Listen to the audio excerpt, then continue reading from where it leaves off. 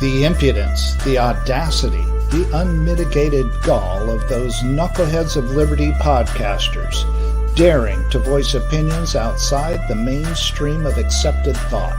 Listen if you dare. It's angry, it's funny, it's even sometimes sad, but it's always based on freedom and justice, as you will see.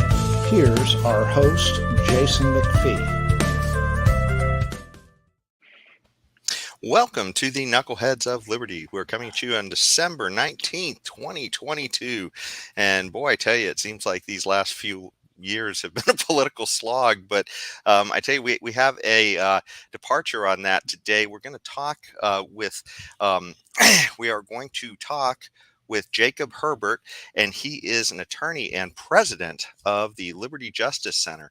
And so they wind up doing a lot of, fights in the legal realm for a lot of these efforts on liberty. And so, but before we get to that, let me introduce you to our panel. In our upper left-hand corner, we have Leon, the word Brathwaite, last word in liberty. He is a retired engineer in the state of California. In our upper right-hand corner, we have our screaming eagle of freedom, Tim Everett. He is a pilot in the state of California. And in our lower left-hand corner, we have Jacob Huebert, and he is president of the Liberty Justice Center. My name is Jason McPhee, and I'll be your host today. James, maybe we could pull up the visual while we let Jacob tell us about this organization, Liberty Justice Center, and what some of their efforts are going on right now in fighting for liberty. Yeah, thank you. So the Liberty Justice Center is a public interest legal organization that exists to go to court to advance liberty. We want to advance liberty not only for our clients who are threatened by the government in some way, but by establishing new precedents that will protect other people's liberty in the future. And we do that in a variety of areas. One of the main areas, and an important one right now, is the First Amendment. We also seek to expand educational freedom. And we're also fighting the unprecedented government overreach we're seeing lately as executive branch officials assert more and more authority, even without authorization from the legislature. And so we're doing this across a variety of fronts. And of course, lately, there's no shortage of work to do. And as a public interest legal organization, we represent all of our clients for free. They never pay anything. And our work is instead funded by donors who support what we're doing and want to protect people's liberty and want to see a stronger protection for liberty through court decisions. So, Jacob, what did you mean when you said protecting or expanding people's educational freedom? What did you mean by that? Well, that can come in a variety of ways. Of course, one way that people have known about for a long time is through school choice, the idea that, well, if the government is going to force people to pay for schools and force children to go to some school, you should at least have a choice as to where you take that money and what you do with it. So, of course, you've had more and more demand for this in recent years as people are more and more dissatisfied with their public schools, whether that's because they were closed for COVID or because schools were forcing their children to wear masks and take other ridiculous measures if they go to school, or because the schools are pushing values on children that their parents disapprove of. People more and more want out. And so there are programs such as educational savings account programs where you get to take your money where you want for your child's education. And we have successfully defended those. And there's other things related to educational freedom. There's also the idea that if you are going to a public school, that you shouldn't be forced to repeat ideological things that the government wants you to say. We have fought back against that. We've fought back against schools punishing, for example, we represent a high school principal in Tennessee who made, after January 6th, a very simple statement about how we should listen to people we disagree with and so forth, and was suspended for that. So we fought back against that. And we fight back against mandates also that force people in schools to take vaccines, wear masks, that sort of thing. And then we're also very interested not only in helping people who are in traditional schools have more freedom, but also give parents more freedom to do innovative new things like micro schools, where you get together with a few of your neighbors and your kids sort of study on their own and somebody looks over them. That started proliferating during COVID, of course, because parents couldn't take advantage of ordinary schools, or they had to do so in some ridiculous, cumbersome way. And it seems like the government and the teachers' unions, who are, of course, a big enemy of educational freedom, kind of turned a blind eye to that for a while. I think they were too busy trying to keep schools closed to think about that sort of thing. But now I think they are noticing, and they're trying to crack down on this a little more. And so we're here and prepared to fight for the rights of parents who are doing that, and any other kind of thing that they want to do to educate their child in the way that they think best. Just curious, when you talk about some of these issues, like what's going on in the schools and all that, how long does it take to get the legal response side of things going? Like, these things, they happen and we hear about them and it's, horrifying news. Is that something then that sort of a legal response kicks in, and what is it, maybe a 6-month window, a year? Roughly how long does it take for there to be sort of a pushback to some of these entities like the teachers unions and others who are sort of abusing people's liberties? Well, we try to respond very quickly to threats as they arise. We're a relatively small organization, and that we're not big and bureaucratic, and we can kind of adjust our plans and priorities quickly to address the latest threats. So in terms of actually filing something, we've been able to respond pretty quickly to these things. But of course, getting the courts to respond quickly is another matter. Now, a lot of times, if the government is doing something really bad, you want to go to court and immediately get an injunction to stop the government from doing whatever it's doing immediately, at least until the case can be resolved. And that's the ideal. And sometimes you can get that. But sometimes you can't get that immediate relief. And yeah, the unfortunate thing is these cases can take a long time to play out. And unfortunately, there's generally nothing that forces a judge to rule in a case on any particular timetable. They can take as long as they want. But we try to get preliminary injunctions against these things, and some judges, recognizing the threats, will jump on them very quickly. But if they don't, then it is something that could take 6 months, a year. If you're talking about appeals, if you're talking about potentially having to go to the Supreme Court, you could talk about multiple years. So that's one challenge in this kind of work. One frustrating thing about this kind of work is that it can take a while. And of course, sometimes if people face a threat in a particular school year, or there's somebody who's going to eventually graduate from school, the problem could be over for them by the time you get a decision. But even if that happens, then you hope you can at least get that court precedent to help other people in the future. Yes, that makes a lot of sense. So are you guys doing any work with in terms of advancing liberty on the university campuses, where there have been a lot of problems, especially in the free speech arena? Yeah, we have been. We have a case in the works soon on behalf of somebody. Since it hasn't been filed, I won't say exactly where it is, at a public university who's out there distributing information, gets punished by the university. That's something that we definitely take an interest in and are fighting back against.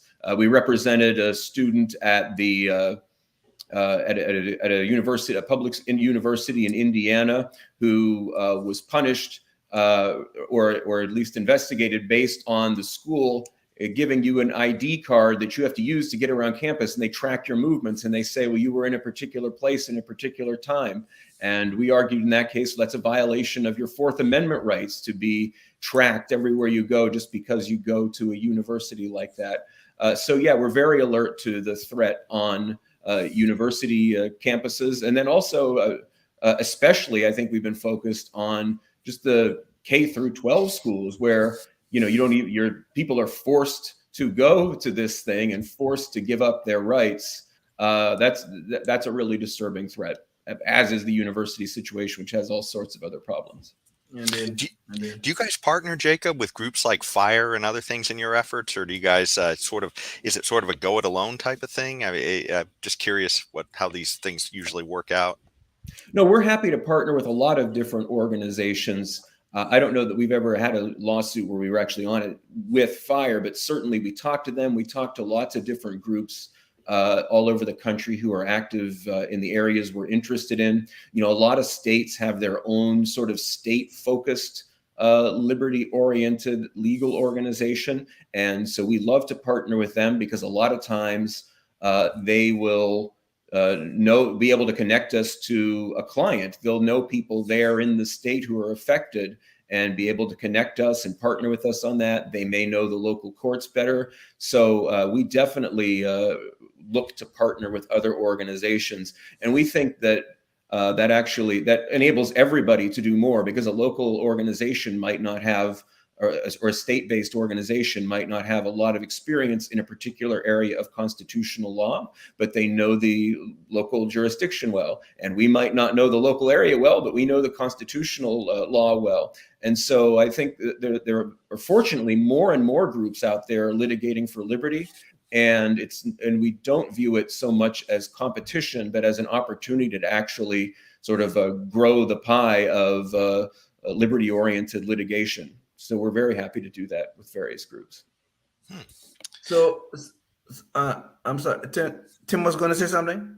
No. Okay. No, just bobbing up and down. Oh, okay. But Jacob, do you guys do any Second Amendment work? We have not done any Second Amendment work. Of course, I strongly support Second Amendment rights.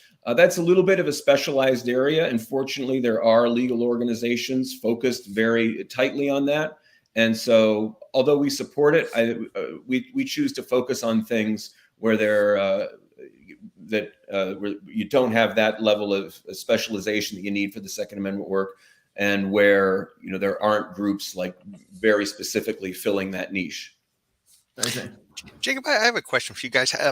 Is there any kind of like a litmus test or anything when you guys bring people into your firm? Like, is there sort of a commitment to liberty by the lawyers working there? We had Mark Victor on our show once, and he told us, I'm not sure if he told us or I just saw in looking at his site, that I guess he has a litmus test where he asks people working for him if they're, all behind liberty and freedom and stuff. So I wasn't sure if you guys have any kind of a sort of a focused mission like that with all the people, or is it just sort of you hire the people who, just, lawyer does a good job for whoever their client is type of thing? Well, for this kind of work, you definitely have to be passionate about the mission. You definitely have to care about advancing liberty. Now, that doesn't mean that everybody who works for the Liberty Justice Center is exactly aligned in all of their views. Some of us may lean a little bit more in the conservative direction on some issues. Some of us may be all the way libertarian, as I am, but there are so many threats to liberty right now that we all can agree on, and that it's not an issue. You want really good people who are committed to advancing liberty, excuse me, in these important areas. And so, commitment to the mission is a must, but that doesn't mean we all think exactly alike. I don't think you could staff any kind of organization like this with people who all think exactly alike. But if you're basically aligned with our liberty-oriented mission and you're good at what you do, then you're the kind of person we want here. Well, Jacob, there's a question I had too, and this sort of that last one sort of leads into this. Given that we've talked about a lot about the schools and government schools and sort of how they can be a little heavy-handed with direction a lot of times, and it seems like also so many of us are focused through that a lot of these solutions in life are government solutions and such like that. What is it that sort of woke you up personally to liberty and sort of gave you a spark to get into this fight? Well, I've been into liberty for a really long time. As a kid, like a 12-year-old kid, I kind of started listening to talk radio and picked up on some conservative ideas, and that started getting me thinking about political ideas. And I generally liked the sound of the less government thing. It made sense to me. And then when I was in high school, somebody put me on to the Freeman magazine, which the Foundation for Economic Education published for decades. That was one of the major publications of the libertarian movement for a long time. And then it really started to click. I started to see, oh, there's a consistent philosophy here that of less government across the board that makes sense. And I learned about free market economics, and that all made sense. And so I started reading more economics. I read books by people like Harry Brown and Ayn Rand, and it started really rounding out my thinking. And I went to college at a school called Grove City College in Pennsylvania, which is one of a handful of schools, one of only two at the time, I think, that doesn't take any government money at all, so that they won't have any government control. And they teach Austrian economics there in the economics department. And so between all that stuff, I got a really solid background in it. And then I learned of the work that people were doing to advance liberty in the courts. For a long time, there weren't that many groups. The main one people knew about was the Institute for Justice, which has been doing a lot of great work in the courts for a long time. And so I was a fan, and I followed that stuff as I started my legal career. And then I was fortunate when I had moved to Chicago, where the Liberty Justice Center's offices are, and I learned that they were starting this organization, and I just jumped right on that opportunity to combine my interest in liberty generally with my career. And I'm very glad I did, because it's the most rewarding legal work that I can imagine. Well, you're just curious too. You mentioned a connection to Chicago, so Liberty Justice Center's there. Do you guys have any like connections with the Chicago School of Economics? I know you mentioned Austrian economics, and I know that's where Milton Friedman used to teach there in Chicago for so many years. Yeah, well, I did go to the University of Chicago for law school, and so I certainly was exposed to kind of Chicago ideas along those lines. I don't know that it influences us too much at the Liberty Justice Center. Our office is there, but actually our attorneys are all over the country. When I started, it wasn't that way. When I started, we all went into an office there in Chicago. But when everybody started working remotely, I think we recognized that, well, if people are going to work remotely, why don't we get the best people we can, no matter where they are? And as a result of that, I don't have to live in Chicago anymore. I reached my limit with COVID in Chicago, and so now I get to live in Austin, Texas, and do this. Oh, I see. But you just spoke about the limited government as being, the ideal thing. Where we draw the lines, I guess, is where we are fighting now, is in terms of keeping government in its constitutional place. But we know the government have gone way beyond its constitutional mandate. We know that, and we are always stuck with this thing where the government expands and our liberties and our freedoms get squeezed in the process. So, what do you think will reverse that trend? What do you think will really put us back on the path to that liberty, quote unquote, utopia? I mean, we will never get there, but of course we hope that we could always be walking in that direction. What do you think about that? Well, it's certainly not going to come through court decisions alone. There's no magic bullet Supreme Court decision that's going to reverse course. It's going to be essential, of course, for a critical mass of people to demand liberty and to push back against this. And if you don't have that, if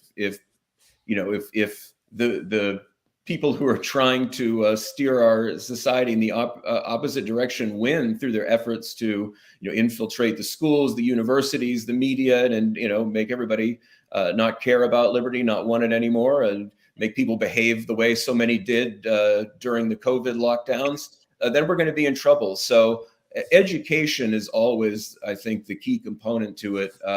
Getting people to understand the value of liberty, creating a culture that values liberty. And there's just a lot of different things that have to happen for people to demand that. And of course, in recent years, it's been pretty easy to be pretty pessimistic about that, seeing how people responded when the government told them stay in your house for months and months and wear a mask when you go anywhere and that sort of thing.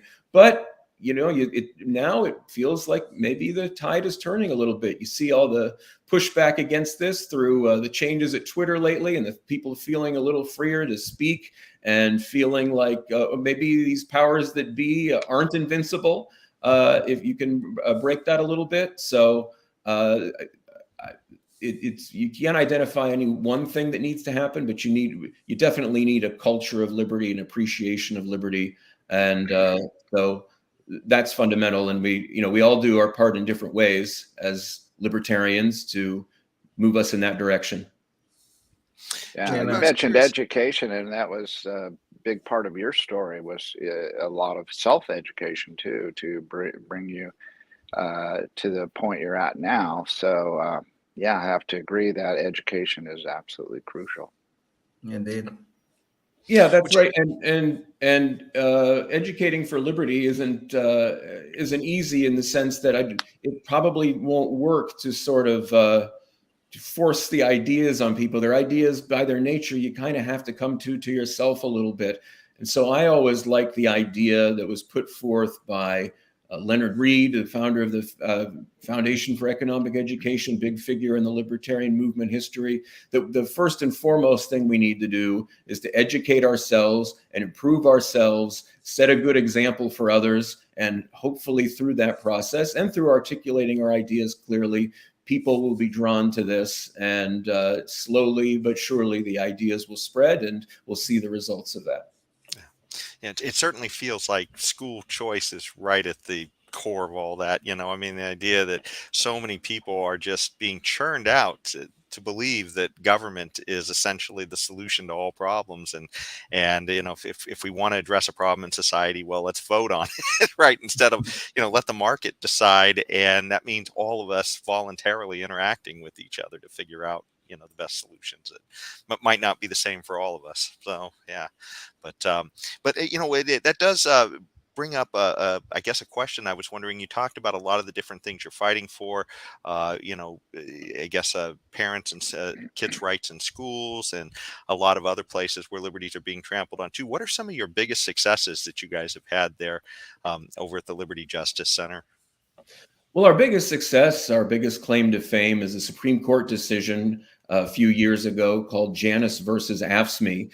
This is a case where the where the Supreme Court had to consider whether the government can force its employees to give money to a union as a condition of having a government job.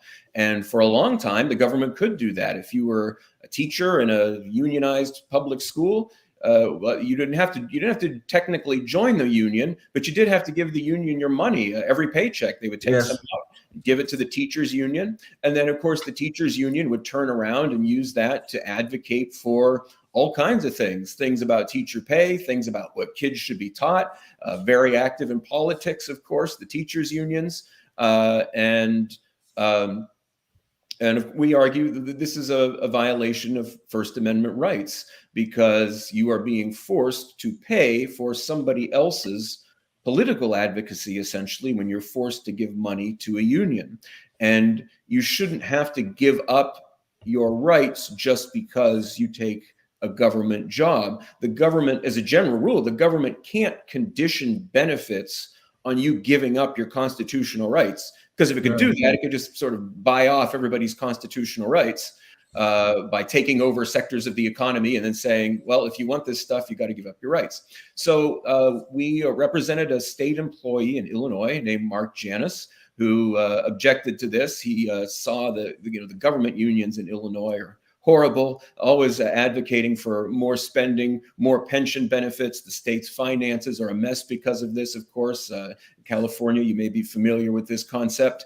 And he objected to this, and of course the unions will say, well, we're doing this to benefit you. We're getting you more money, and you just want the benefits without paying for what we're doing for you, and that's not fair. You shouldn't be able to free ride on our efforts. But of course, not everyone who works for government necessarily thinks it's right or fair that their neighbors in the private sector, who may be struggling because of the state's bad economy, should have to pay more in taxes. So that argument doesn't make sense. And of course, even if it was true, it's not a good reason to violate your First Amendment rights. The First Amendment doesn't have an exception to stop free riding. And so we made these arguments ultimately at the U.S. Supreme Court, and the U.S. Supreme Court agreed with us that that is a violation of First Amendment rights. And as a result of that, millions of government workers across the country who were previously forced to give money to a union out of every paycheck have a choice as to whether they want to be union members and do that, or not be union members and not give the union anything. So that's our biggest success, our biggest claim to fame. But another relatively recent big one involves the federal OSHA vaccine mandate, where they were going to force a huge chunk of private sector workers to be vaccinated as a condition of keeping their jobs. We filed the first federal lawsuit against that in the Fifth Circuit Court of Appeals, and the Fifth Circuit immediately stayed that OSHA vaccine mandate so that it didn't take effect, and then ultimately the Supreme Court struck that down as well. I did not know, Jacob, I did not know that you guys were behind the Janus decision, because I personally benefited from, I was working for the state of California at the time, and I personally benefited from that decision. And I'm so grateful for the outcome. So I guess I have to personally thank you and your center for that. So thank you. Well, I'm glad you benefited from that. Now, of course, that isn't all over. And as much as the unions still try to trap people into paying dues, in California, they get to go meet with people who get government jobs and say whatever they want to them. And then they get them to sign a union card and like, okay, here's a union member, take their money. And now the challenge is to make sure that people are advised of their rights before they sign those cards. And that's the focus of our fight along those lines now, making sure, sort of like with a Miranda warning, you know that you have the right not to sign this thing before you do, and the government can prove that you had that information. So there's still more work to be done there, but I'm glad we got you out of that and so many others who had been forced to hand over their money. That's great. Well, Jacob, That's great. we're coming in right near the end of the time for the show, and so I wanted to see if there was any last thoughts you wanted to share. Maybe if you had time, if you wanted to share any of the challenges you guys are facing as well. But certainly, wrap up with the last thoughts, and I put the website up there too, so people can know where to go to as well if they want more information. So go ahead, Jacob. Well, we're always looking for more cases. So if you see violations of constitutional rights going on, please go to our website and get in touch with us. If, as I mentioned, if you're somebody who happens to have been trapped into paying union dues in a government job and you want to get out of it, well, we'd love to hear from you and see if we can help you with that. Otherwise, you can go to the website, see the stuff we've been working on. If you'd like to support our work with a donation, of course, we always appreciate that. And the website is libertyjusticecenter.org. Awesome. Well, thanks so much, Jacob. And by the way, if you enjoyed this discussion, we're going to have Mark on shortly for another show where we're going to get into some of the specific cases that they're working on. One of them, if you're here in California, you might really be interested, and that's the one where the California legislature is trying to silence doctors from being able to talk about COVID and other things if it's not on their script. But thanks so much again, Jacob, for joining us today. And thank you all for watching. And until the next time, stay free. Yes, indeed. Thank you. Life, liberty, and the pursuit of happiness, always and forever. Thank you for listening to the Knuckleheads of Liberty podcast. Find us on Facebook, Rumble, YouTube, your favorite podcast network, and at knuckleheadsofliberty.com.